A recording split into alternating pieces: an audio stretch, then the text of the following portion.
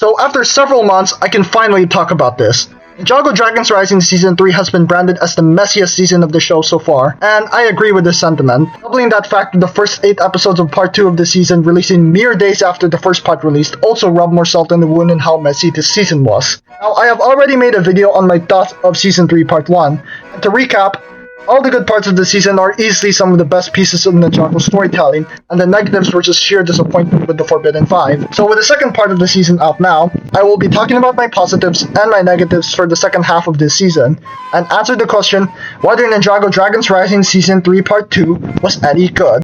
Into the mouth. Nice. So right off the bat, with my first positive of this season was the atmosphere of it.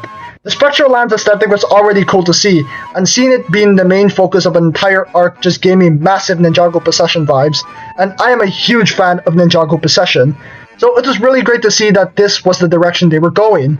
Now, similarly to my Part 1 review, the best part of this season is still Aaron and his relationship with the other ninja and Ross, because throughout the first few episodes of Part 2, as of this moment, Aaron still thinks his parents are dead and is only following Ross to undo the merge. And Ross already knows that Aaron is desperate because he starts to let some cracks show in his true motives slowly, but this eventually leads Aaron to realize that following Ross was never a good idea in the first place. He didn't need to know that his parents were alive for that, and I think that was a good choice to make. Because usually in story arcs like this, the character only walks away from the person manipulating them because they knew they were lying. But here, Aaron only walks away from Ross just because he started to value the life he had after the merge. Throughout Part 1 of Season 3, he was blinded by his old life and only started to realize he didn't have it so bad during Episode 8 of Season 3, and all it took was a possible loss of the best friend he had after the merge. Aaron still believes his parents are dead, and it was very mature of him to turn his back on Ross instead of letting his wants ruin the lives of the new people he cares about. And to end the scene off with a fight against Ross, where Aaron finally wins the fight, completing his arc on never being able to defeat Ross in a fight, showing how much he has improved as a ninja. With some fantastic animation to go with it, I will never stop stressing on how great the animation of Dragons Rising is. In less than a season, they already improved the fight choreography because holy moly, they're pulling off some Arkham Batman free flow animation here. Look at him go! Whee! I'm also wondering if they're ever going to acknowledge the red streaks on Aaron's Spinjitzu, because I thought they were going to disappear the moment Aaron leaves Ross, but they are still there. So that's just something for the next season, I guess. Now, as for the main ninja group, the one who really got the big focus was definitely Lloyd and Nia. Lloyd is struggling with the fact that he might be failing as a master with some of his fears coming true. And the apology scene with Aaron was done really well. Nothing was rushed, and everything came out felt natural.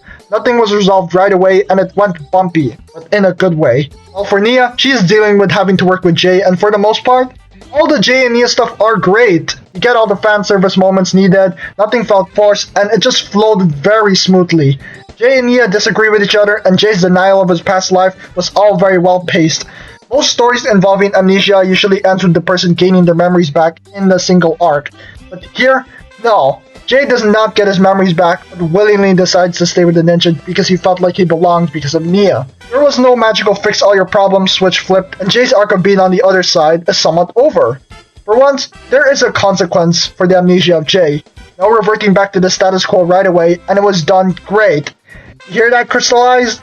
Can't really say much about the other ninja, but I can say it's nice that Cole got more focus and Kai and Frank are fighting machines because every scene with them is just a fun watch.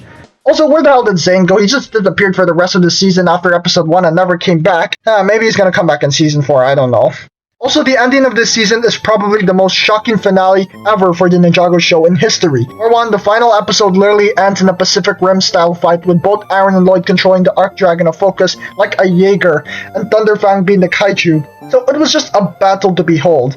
But after all the chaos in the finale, everything felt a little anticlimactic at first, until they really hit the fan. Lloyd and the other ninja, excluding Aaron, gets hit with a wave of dizziness. Lloyd's powers start to flicker out, and when they went to check what's wrong, they ended up separated on the other side of the merged lands, revealing that Ross somehow captured Master Wu and probably took the dragon icon Lloyd had in his room, and is now controlling every portal gate with Wu, who has some sort of connection to it.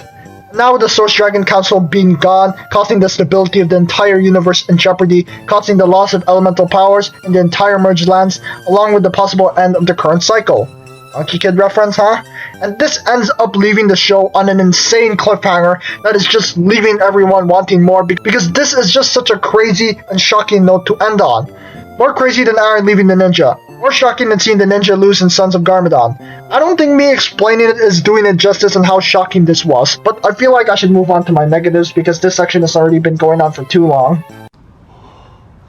Oh no! Oh no! So, something I realized about Season 3 of Dragons Rising is that it got too focused on the character side of the show. And at first that may seem good, and all the scenes for it are good, but it also ended up leading to multiple exposition dumps throughout the season, and I feel like there was just too much that it ended up taking some focus away from things like Thunderfang or the Forbidden Five. And yes, like I said earlier, the ending of the season before the reveal of the whole universe in shambles thing did feel anticlimactic. Thunderfang just said that he is more powerful than ever, and Lloyd and Aaron used the power of friendship to defeat Thunderfang in the same way he was beaten before. The only difference is that he just explodes into nothingness instead of fall into a void, and it's just like, where did he and the Forbidden Five go? We know where the spirits of the Dragonians went since they were possessed, and we knew that Moro was probably fine because his soul got released like the Dragonians. And speaking of Moro, we didn't get an interaction with him and Lloyd, which in hindsight for new viewers is not that important, but it's important to me, a day one 19-year-old Ninjago fan. But still, I really feel like they were overhyping Thunderfang in Part 2. Not to an insane degree like the Forbidden Five, but it's still to some degree. All that build up and soul collecting only for Thunderfang to be beaten in the same way. At least add some differences to the fight to show how Thunderfang is stronger now than he was when he first fought the Focus Dragon. Do something like what Shang-Chi in the Legend of the Ten Rings did, where the Dweller in Darkness was sucking up the soul of the Great Protector Dragon. Or, like the stab the Arc Dragon with the sword hand, Doomsday style BVS. Show how much more powerful Thunderfang became, but no, all he did was like, yeah, just add spikes and let's call it a day, huh? That's it. Like, all that monologuing and he gets beaten the same way he did a millennia ago. Talk about checking your ego, Thunderfang, you're almost as bad as the Forbidden Five. I feel like I don't really have to talk about them in this section because they didn't really do much in Part 2.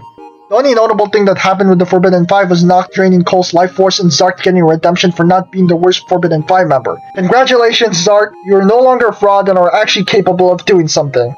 But overall, my negatives for Part 2 don't really bother me as much as it sounds like it does. If I made it sound like it brought down the entire season, it really didn't.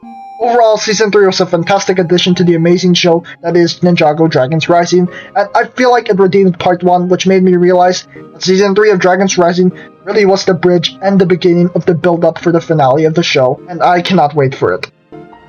But that's going to do it for this video, guys. Thank you so much for watching the video, and I'll see you guys in the next video if I manage to make it on schedule this time. But that's going to be all. Okay, bye, subscribe!